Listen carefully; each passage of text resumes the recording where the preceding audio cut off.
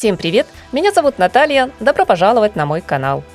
Неделя моды в Лондоне завершилась презентацией коллекции Burberry осень-зима 2026-2027. Сравнительно скромное по меркам фэшн-мероприятий модное шоу в дождливой британской столице все же не уступило по значимости более грандиозным в Париже либо в Милане. Тем более, что показ был отчасти приурочен к юбилею бренда. В этом году Дом моды отмечает 170 лет со дня основания.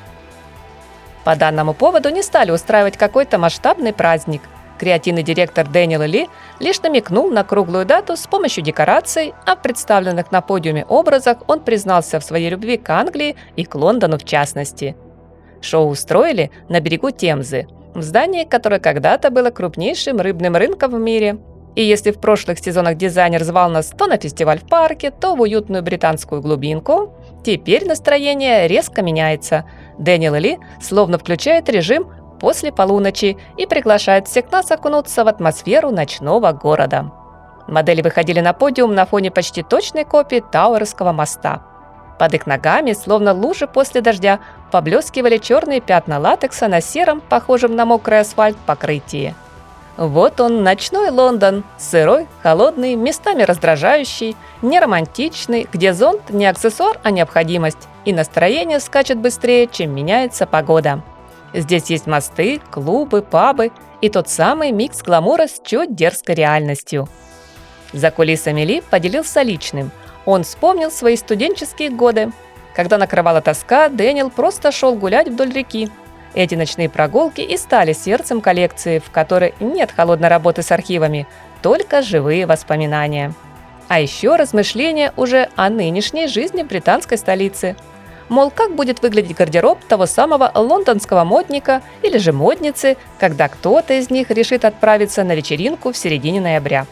Впрочем, одними полуночными вылазками дизайнер призвал не ограничиваться и в комментариях журналистам отметил: это может быть премьера фильма, благотворительный гала-вечер или пусть тот же клуб или бар. Ведь Лондон предлагает такое разнообразие ночной жизни. Все это, со слов креативного директора Burberry, он постарался отразить в образах новой коллекции, где основная идея звучит просто и очень по-лондонски. Одежда должна работать всегда, и днем, и ночью. Без лишнего пафоса, главный фокус теперь смещается на практичность, но с ярким характером, где каждая вещь модного гардероба будто рассказывает свою сцену из ночного города. Не забывая о юбилейной дате, Ли в первую очередь уделяет внимание тренчу, самой популярной одежде, созданной Томасом Burberry.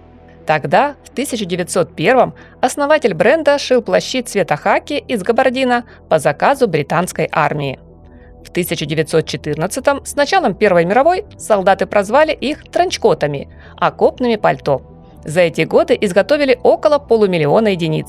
А уже в 1918-м было решено распродать остатки продукции мирному населению. И бренд здесь сорвал приличный куш.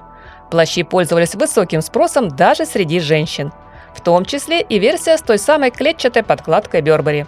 К слову, постоянным клиентам так понравился классический бежевый фон клетки с черными, красными и белыми линиями, что те стали заказывать верхнюю одежду исключительно с клетчатым нутром.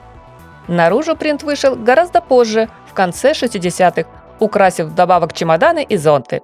А в 70-е появился один из самых знаковых аксессуаров модного дома – клетчатый кашемировый шарф.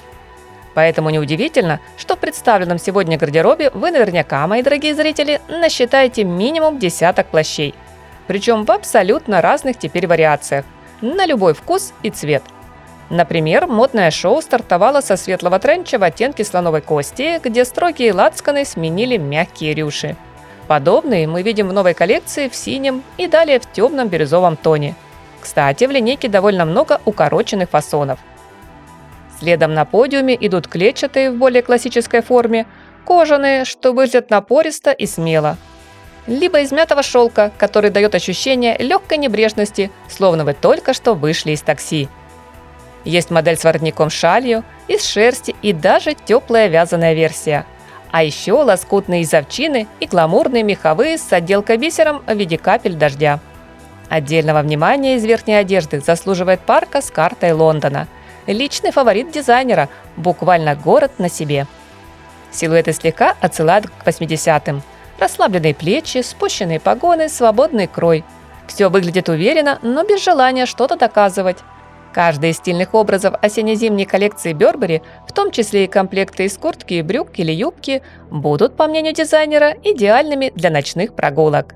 Любой запросто можно представить момент, когда вы выходите из паба глубокой ночью и ловите холодный воздух улицы. С аксессуарами все сдержанно и логично. Шарфы, надежные сапоги, спокойные сумки, кожаные и меховые, вместительные, либо компактные, элегантные. Детали работают не хуже одежды. К примеру, фляжка, спрятанная в заднем кармане, как намек на реальную жизнь за пределами подиума. И если зонтов нет, порой кажется, что они где-то рядом, настолько сильна атмосфера модного шоу. В этом сезоне Burberry по-прежнему остается символом британского стиля, но теперь показывает его с более дерзкой стороны. На второй план уходит музейная классика, а бренд, несмотря на солидный возраст в 170 лет, готов предложить живую, современную, адаптивную моду. Я очень надеюсь, друзья, коллекция вам понравится и достойна на поставленный лайк. С интересом жду ваше мнение в комментариях к видео. Приятного просмотра, всем красоты, добра, позитива и даже в самый дождливый день только теплого, солнечного настроения.